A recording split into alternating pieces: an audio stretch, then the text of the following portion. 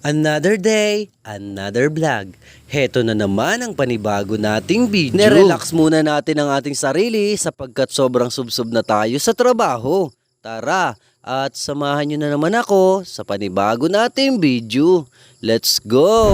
Right mga katalong, welcome back sa ating channel. For today's video ay napakaganda ng ating araw. At maaga pa nga ay dinaan sa atin ni Gerson ang mga materyales na gagamitin sa bago nating project. After nito ay nagluto muna tayo ng babaunin ng aking mga anak para sa kanilang Christmas party. Nagprito nga tayo ng manok para sa pambaon nila. Naalala ko tuloy nung mga bata pa kami na pag ganito ang aming baon ay parang mayaman na din kami. Aming baon noon ay pritong itlog tapos may soft drinks. Kapag meron ka nga noong soft drinks ay sikat ka na sa iyong mga kaklase. Sa part niyang ito ay naghahanda ng aking anak para makapunta na sila sa school. Bago nga siya umalis ay hinanda na muna natin ang kanyang pambaon. Nang maihatid na nga siya ng aking misis ay nagluto na tayo para sa ating ulam sa umagahan. Ihaw nga pala tayo ng pork chop sapagkat may nagbenta sa atin ng karni ng baboy. At dito na rin natin ito niluto sa ginagawa naming bahay. Agad nga natin itong ginayat-gayat matapos itong maluto. Ito ang napagtripa nating lutuin ngayon sapagkat na-miss na natin ang lasa ng inihaw na karne. Kalamansi lang ay siguradong solve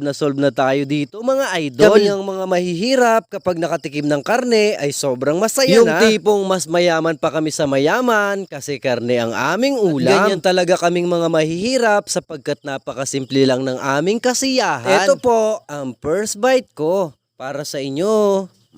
Sarap. Kain po tayo mga katalo. At dahil nga meron kaming bahaw ay tamang-tama ito para sa ating inihaw. Sinulit nga natin ang inihaw at sinimot ang bahaw. Sobrang napakasarap talaga ng lasa ng inihaw kaya naman sobrang nabusog tayo mga idol. Ang mga natira nga palang inihaw nating karne ay itinabi natin para pang ulam sa tanghalian. At sa maghapon nga nating trabaho ay ito ang ating naging accomplishment. Kinagabihan nga ay niyaya tayo ng tropa upang maglaro ng basketball. Agad nga tayo ditong nagbihis upang makapaglaro sapagkat napakatagal na nating hindi nakakapag-basketball. Sa kabila ng pagiging busy natin sa trabaho ay kailangan nating i-relax ang ating sarili kahit minsan. At kahit nga minsan ay kailangan nating i-relax ang ating sarili upang mawala ang mga stress. Dating nga natin sa court ay tuwang-tuwa ang mga kabataan dito. Dahil nga taon na tayong hindi nakakapaglaro ay tuwang-tuwa sila.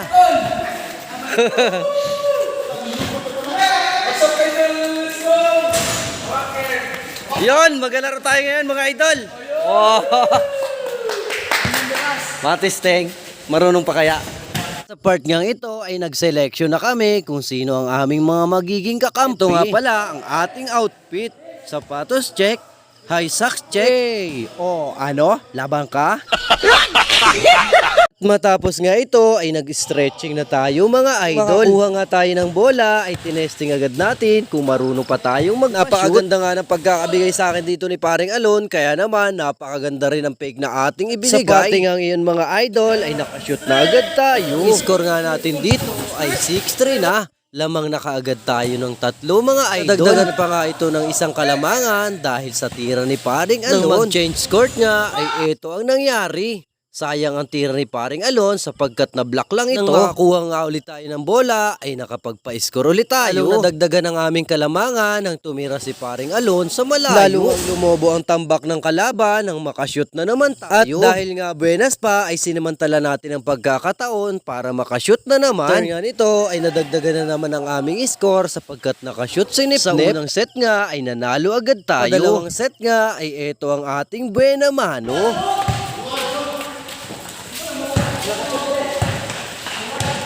Dahil nga buenas tayo ay eto na naman ang ating pa-shoot.